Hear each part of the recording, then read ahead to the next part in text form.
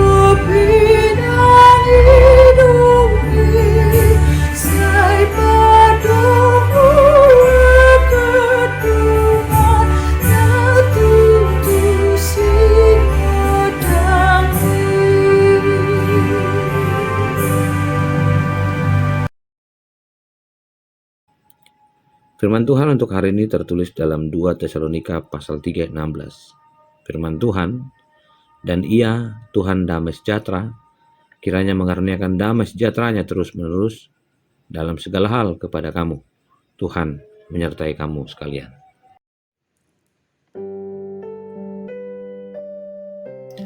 Amang Inang yang terkasih dalam Tuhan Yesus Kristus, banyak orang memulai kegiatan seharian dengan langkah yang baik yang disebut dengan berdoa. Dan bagi Paulus, bukan hanya memulai tapi juga mengakhiri. Doa adalah penting mengingatkan kita bahwa sumber kedamaian berasal dari Tuhan, Tuhan pendamai. Sangat mudah untuk menjadi orang yang cemas dalam dunia yang kacau, membingungkan, dan penuh gejolak. Namun ketika kita berdoa kepada Tuhan, kita bisa merasakan kedamaian yang melampaui segala akal. Penting juga untuk dicatat bahwa doa bukan hanya untuk perdamaian dalam situasi atau keadaan tertentu, melainkan juga untuk perdamaian setiap saat dalam segala hal. Akhirnya kita melihat bahwa doa bukan hanya untuk keseharian, tapi untuk segala sesuatu. Dengan berdoa, tentu ada kedamaian di tengah cobaan dan kesulitan.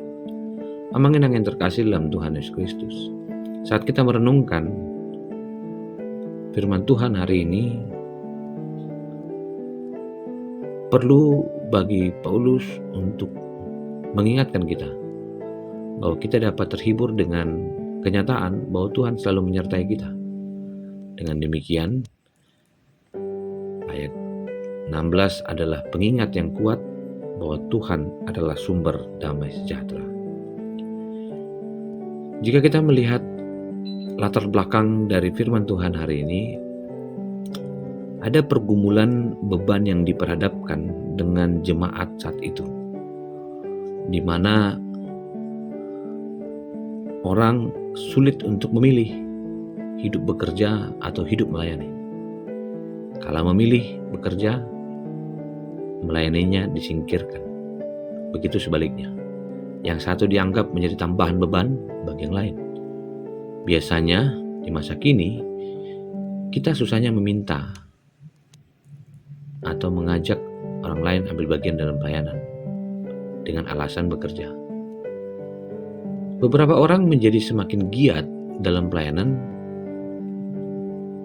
namun mengabaikan bekerja. Bukan hal baru. Ternyata banyak orang memilih bekerja atau melayani. Bukan tanpa alasan orang mengabaikan pekerjaan untuk memilih yang lain. Jika hari ini kita diingatkan dalam Tesalonika tentang damai sejahtera, Paulus sedang mengkritik habis-habisan mereka yang mengabaikan bekerja sehingga menjadi beban bagi orang lain. Hingga akhirnya Paulus mencontohkan dirinya yang meskipun giat dalam pelayanan namun tidak mengabaikan bekerja supaya tidak menjadi beban. Bagaimana dengan kehidupan kita? Yang kita lalui, yang kita kerjakan setiap harinya, apakah memilih harus perlu disebut dengan beban? Saya pikir tidak. Karena damai sejahtera bukan berbicara tentang apa yang ada hari ini, tapi apa yang sedang dihidupi. Damai sejahtera berarti memiliki rasa damai dalam hati. Damai sejahtera juga berarti di dalam pribadi kita senantiasa selaras dengan keinginan Tuhan. Salah satunya adalah menata hati, pikiran untuk selalu berpikir dengan baik. Damai sejahtera yang dikaruniakan Tuhan kepada kita hendaknya senantiasa diusahakan secara baru agar damai sejahtera dalam diri kita kekal dan tidak terganggu oleh situasi apapun, secara khusus dalam memandang kehidupan dan orang lain. Damai sejahtera yang diberikan Tuhan akan membawa dampak pada tubuh, roh, dan jiwa, di mana kita yang sedang berjuang memastikan bahwa ada nilai semangat positif, bahwa apa yang kita raih, apa yang kita kerjakan adalah suatu yang patut untuk diperjuangkan. Kiranya damai sejahtera Allah yang menyertai kita hari ini, esok sampai selama-lamanya. Selamat bekerja, selamat beraktivitas, karena Tuhan yang hadir dalam dirimu yang mampukan kita untuk menghadapi apapun yang terjadi.